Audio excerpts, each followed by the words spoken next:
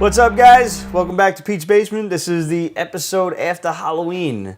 2014 is like winding down. It's almost Thanksgiving and then Christmas and shit. Well, something before Christmas, but all right. Yeah, I know. Do we want to tell everybody about that? Do we want to?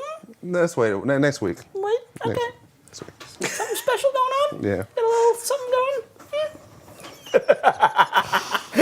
Wake the fuck up and smell the maple nut crunch. www.whatthefuck.com. Guys, we got a lot to talk about. We got 2 weeks worth of books to cover. We got the Marvel events to talk about. You know, DC's event. DC's event? Convergence. This is the April thing? Mm-hmm. God, I'm not even trying to pay attention to that. No. We got to talk about all the Marvel movies that have been announced because we were obviously not filming during the week that all of this shit was announced. Mm-hmm. The whole Marvel Avengers trailer. Yep. The extended trailer that then premiered during Agents of S.H.I.E.L.D. Yep. Guys, if you are watching Agents of S.H.I.E.L.D., Flash, Arrow, Gotham, make sure you keep your phone handy or you're next to the computer, however it is you watch it, because me and Ramon, mostly Ramon, will be live tweeting during the show. I mean, because I DVR this shit because I really hate commercials. I hate commercials too. Yeah. So, like, but you're very much more consistent than I am. So it's like, you know, you're there. Like, I'll do it an hour later, and I don't get to talk to nobody. You know, I heard rumors that those companies are actually trying to do away with the ability to fast forward past the commercials with DVR. That's bullshit. That's the point of me DVRing. I know. I know on demand they did that. Yeah, on demand, Which you gotta sucks. suck it up and watch the commercials. That's the precursor. What the fuck? Watch. It's going to happen. Anyway. Guys, before we get into everything, we got 2 weeks worth of books, but we're going to narrow them down for this one, but make sure you tune into the Pete's Basement Extras. That's going to come up right around the same time as when you're watching this episode. It'll be on the Extras channel where we're going to cover all the rest of the books that we don't get to talk about. But today we're going to talk about Cutter 4 concluded. We're talking about Wildfire 4. That concluded as well. We got Death of Wolverine, Captain America, and Deadpool. We got Death of Wolverine, Life After Logan. We got Humans, Tooth and Claw, Dark Gods, Pirouette, The Phantom, Warlord of Mars, and Deathlok. Got a lot of indie stuff, a lot of Image and everything to talk about. I mean, all of these, they've got a lot of number ones, guys, and we got even more coming during the Extras episode. But right now, book of the week, out of the blue, just from Black Mask, Pirouette. Yeah. That was Weird, crazy-ass book. Artwork is amazing. The artwork is fantastic. Stellar. So good. It's basically about this girl living in the circus. She is a clown. The life of a clown has been thrust upon her unwillingly. That's not the only thing that was unfortunately thrust upon this kid, as you find out later on. Yeah, It's fucked up. It's grim. She's a really good, like a natural acrobat. She wants to be on the trapeze, and the little cunt that is doing the trapeze doesn't like that, so she like fucking throws something at her and knocks her down and everything. She's an insecure bitch. Everybody's laughing at her because, she's a clown. She did something funny, and she kind of hates that. And, you know, her father, who is like the head of the circus and also like the head clown, is like, you don't go on the trapeze. That's Elena's position. You're a clown, and you're gonna stay a clown. And then he kicks her in the fucking face, repeatedly, and he takes off his belt, and she's says, like, you know, I know what's gonna happen when he takes off his belt, and he just shows him beating the shit out of her with the belt buckle, but it's implied that he also fucking rapes her, which is not cool. Not cool. Wow. And then her mother comes in and proceeds to beat the shit out of her again for not only being a bad kid and being a bad clown, but also there's probably some whole mixed up shit about you taking my husband away kind of thing, and you're fucking my husband and I'm an ugly old crone. They do a really good job of making her look like an ugly old crone. Holy hag, Batman. Yeah. This is a fucked up book, but at some point, the brother of the clown, like he like comes into her room, like her dress. He comes off very skeevy. He comes off very skeevy, but I think that's also something really like not sinister skeevy. Like I think we're only gonna have one rapist in this book. And I think he's trying to take. I think he's trying to take over His position, his brother's position. I got something very devilish about him. okay. He's evil. I don't know. Like he just seemed to know a lot of shit for some reason. And he comes into her dressing room, and she's like, "Oh, how long have you been here?" And he's like, "Long enough to see the scars that you're covering up with makeup there." Because that was a fucked up thing. Like she's not allowed to ever be out of clown makeup. Yeah. Right. Always has to be in the makeup, which is really sick. Yeah. So he tells her, like, listen, we're on our way to this new town now, a town called Lima. And she's like the bean? Like, yes, Lima. Which coincidentally Carmen Sandiego just fled from, matter of fact. She stole the beans from Lima. They have no beans for their chili, for their pasta fazool, nothing. It's all gone. Nothing. What was the last one? Pasta fazool. Never had pasta fazool? Do I like that person that can't even pronounce that? Let alone have it. If you look at the word itself, it looks like it said basta fagioli, Fagioli. But you say basta fazool, Fazool. So Memetic. Fuck you, bitch. You could say, what's that word again? Fazool, The whole word. basta fazool. But you can't say mimetic. No, I don't understand that.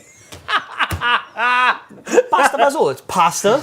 The little pastas, the little you could use elbow macaronis, you could use the cartwheels, which is really cool. Like when Grandma used to make the cartwheel ones, that was like a treat. Fazool. he did cartwheels when Grandma made the cartwheels. Pasta, fagioli, pasta fazool. The key to a Brooklyn accent is you pretty much remove all the spaces between the words. To an Italian Brooklyn accent. Yeah. Okay. I'm a Brooklynite too. Anyway, tells this kid, like, listen, this town happens to be kind of special. Basically, we were here about 15 years ago, 16 years ago, you might not remember. And she's like, but I was barely a year old 15 years ago, and you kind of see where this is going. And he's like, well, of course, you were only, a speck at this point. Coincidentally, as we were leaving the town, we get a couple miles down the road, and we find this random baby in a basket on the train with us. So there's nothing we can do. We can't go back now. The circus train is already, en route to the next destination. So that baby was adopted into the circus and made to live with us. That baby was you, Pirouette, which is her name. The book is named after her. This is where you're going to find your family, your real family. So it's probably a comfort that it's not actually her fucking blood father who's raping her. Can't stress that enough. Yeah, that's the comfort. Yeah. Yeah, that's actually a fucking comfort. This book is so twisted. The artwork is so amazing. Yeah, it is. It really is. But how great was it when she poured the fucking horse shit into the girl's tea or whatever the fuck that was? And she's like, "Oh, it's good." And then It's good. You have to see this book. It's You a bit really nutty. do. To see what happens afterwards after she drinks the tea. Black Mask, guys, is an up-and-coming company. We started out with them with 12 Reasons to Die, which was written by Matthew Rosenberg and produced by RZA and Ghostface Killer of Wu-Tang Clan, which is what basically turned my attention to him in the first place. Wu-Tang was always awesome to me because they're just all fucking nerds. Right. Yeah, they are. I watched The Protector 2 with Tony Jaa. Yeah. RZA's the bad guy. No shit. Yeah, RZA's the fucking bad guy. Like, I gotta watch that now. I never saw that. He did Man with the Iron Fists. If you never saw that, that was good. That was that a one- good, I that was didn't a good see- flick. I I didn't see that. expected I wanna check garbage, it but out. it was Yeah. good. It Yeah? was really good. He was a blacksmith that this warlord wanted him to make weapons, and Right. he refused. So he cut his forearms off, and he had his assistant make him iron fists to Nice. fight with. It was really cool. I would really like to meet Riz at some point. That would be fucking awesome. Yeah. But Riz, that was what turned me on to Black Mask in the first place. And since then, they've made a lot of really great strides in the comics. We reviewed Last Born and Critical Hit a couple of weeks ago with Demetrius and Tom. When they were here, we were really blasted I was really blasted. He was not when we were doing those reviews, but nevertheless, I still stand by them. They were completely on point. You mean you didn't black out that time? I did not. Issues 2 of those last 2 books came out. They will be in the extras segment later on. As far as Critical Hit goes, I still hope those bitches die. I really cannot find anything to like about them. I hate them. I'm just saying. What the slippery dick? Okay. There was also another book from Black Mask called God Killer, which we will also review in the extras segment. But you could do a lot worse than to go and give these guys your $3 or your $4, whatever the book costs, and check them out, because they're very interesting books. And it's like, I always find that you should support the smaller companies, because these are the guys that, you know, they're going to come out with some real gems, and you might miss them. Just because, like, oh, well, who the fuck are these guys? Forget, I don't need this. Right. But that's what you got us for. We'll tell you what's good and what's not. Remember that. So, we have a contest to end, and we got a contest to begin. We got a cool contest coming up. But right now, we are going to give away He-Man and the Masters of the Universe, number 18, first appearance of She-Ra. The question was, who were the rock people, the toys, in the Masters of the Universe line that came out, I think it was around series 4 or so. These guys would like can transform into a rock. And Do that noise again? that was the rock people transforming noise. That's very specific to the rock people. Like, that should never be used for anything else. Never used, period. Yeah. Okay. The correct answer, what were their names, was Rockgon and Stondar. And Jack Bensley, Michael Dye II, and David Keel, you answered correctly. You are the winners. So please, gentlemen, send us your addresses. And Ramon, I promise, will not put that one up his shirt. Send us your addresses, pants. Boys, and we will have your books sent off to you. Please allow 6 to 8 weeks for delivery. Once again, this is just ample enough time for me to get my lazy ass to the post office. Thank you. So, Game of Thrones, thanks to our good buddy Orb Driver from Dark Horse, we have this awesome 7-inch Iron Throne replica to give away. This shit is pretty badass. Guys, we showed this off a couple of weeks ago on our Instagram, Facebook, and Twitter when we sat the Joker figure in the throne. Mm-hmm. That is the same throne you are getting right here. We assure you that it is still in mint condition. We put it back in the box, safe We and assure you sound. that the Joker did not soil it? Nope. Much? We have a question now. We figured, let's try and make this, kind of coincide with the theme of Game of Thrones, which is basically everybody just stabbing each other in the back and trying to take over some kingdoms. And sex. And sex. We're going to exclude the sex part from this because, we're going to talk about us. At some point, Ramon took over Pete's basement, and it became Ramon's basement. And him and his fellow Puerto Ricans were sitting around this round table right here. All thanks to Letitia, his estranged, strange daughter. Like that. What happened was, during the Skrull invasion, way back in like season 1 or 2, something like that, the basement was taken over by Skrulls, and Ramon was transported to another planet, wherein he had to fight for his life, and he was thrown into a gladiatorial arena, like another of our fabled heroes, a certain green-skinned Goliath, had to do. Ramon had to kill the leader of this planet in order to take it over, and it became Planet Ramon. What was the name of the ogre that Ramon had to kill in order to take over the planet and have his big-tittied broads surround his throne? Roger drew a really awesome picture. Ramon posed for it and everything. It was very still life, very true to life, very super realistic in Roger's own style. If I know Roger, that's popping up on the screen right now. Just cause. Just cause. What was the name of the ogre that Ramon had to kill in order for it to take over Planet Ramon? And then later on, he came back here and tried to usurp the rest of the basement, and the Italians had to band together. But hopefully you watched Ramon's Basement episodes 1 and 2, and you already know all of this. If you don't, go on peachbasement.com, go in that little search box right there, and search Ramon's Basement. Yeah. Pretty easy way to get the answer, truthfully. Yeah. We want to give you this stuff, guys. Yeah. It's not impossible. It's not for us. Now, you know the deal by now. Keep it. Go on peachbasement.com, find the little contest tab in the upper corner right there on the right. click that. It'll take you to the Rafflecopter thingy. You put in your correct answer. That is just one way to enter. The correct answer is going to get you 10 entries into the contest. You have to get the question right. We're not just giving these things away willy-nilly here to anybody that fucking does it. You have to get the question right. But there are other ways to enter. How much do you give something away willy-nilly? I don't know. That's interesting. There's a dick joke here somewhere. And you just found it. You can also like us on Twitter, like us on Facebook, follow us on Instagram. You can repost the contest and the picture on all three of those sites. Do we want to have him send us a picture? We could have him send us a picture. Sure. Why don't you guys send us a picture acting out the whole Game of Thrones winter is coming photo? You can use a real sword if you have one. You can use a kitchen knife. Don't get arrested holding the kitchen knife in public. I would suggest using your backyard, or if you don't have a backyard, just go in the front yard real quick, have your buddy snap a photo and go in, because, you know, certain nosy neighbors that call the cops.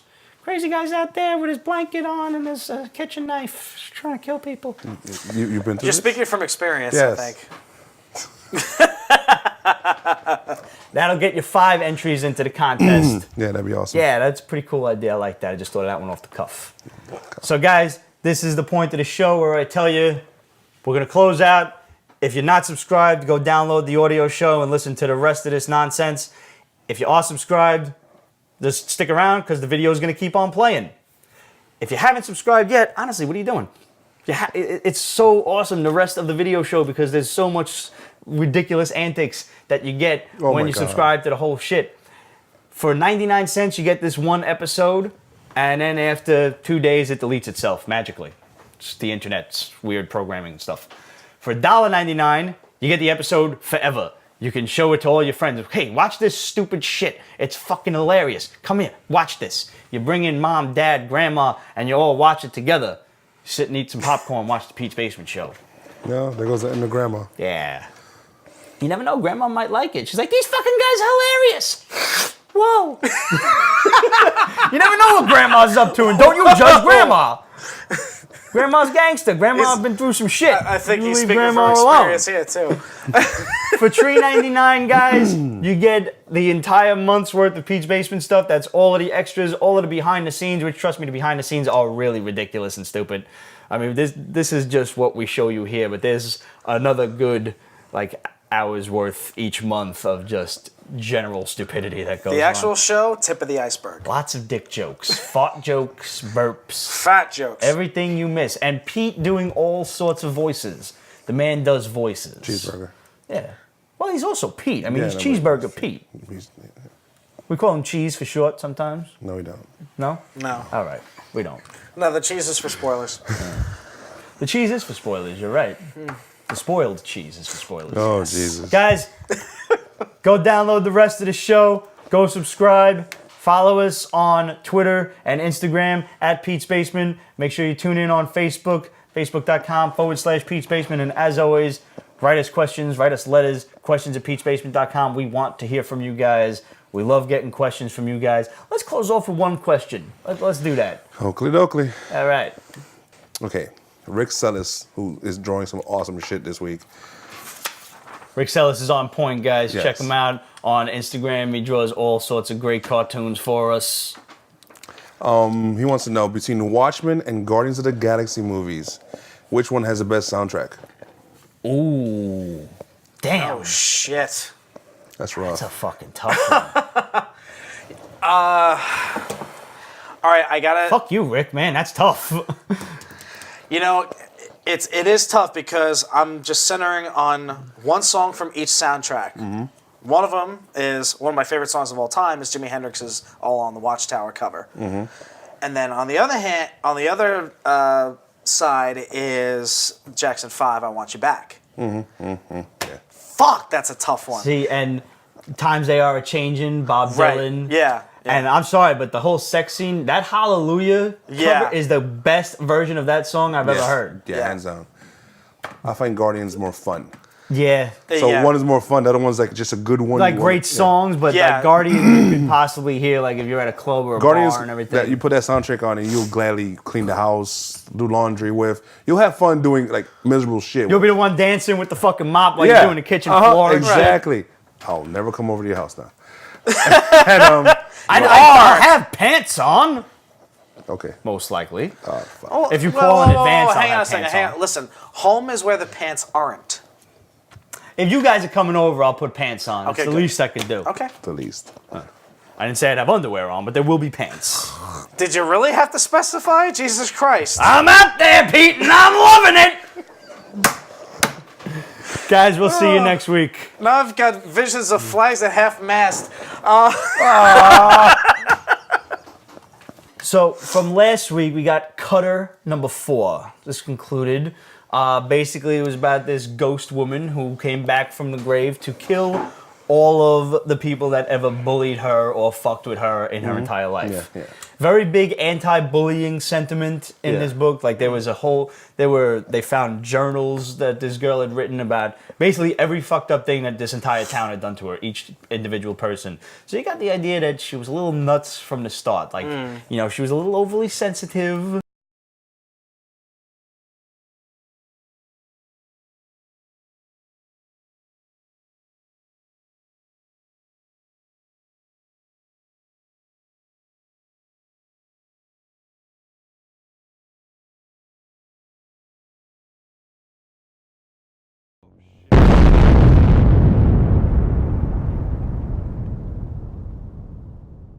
I can't put it down. What was that commercial?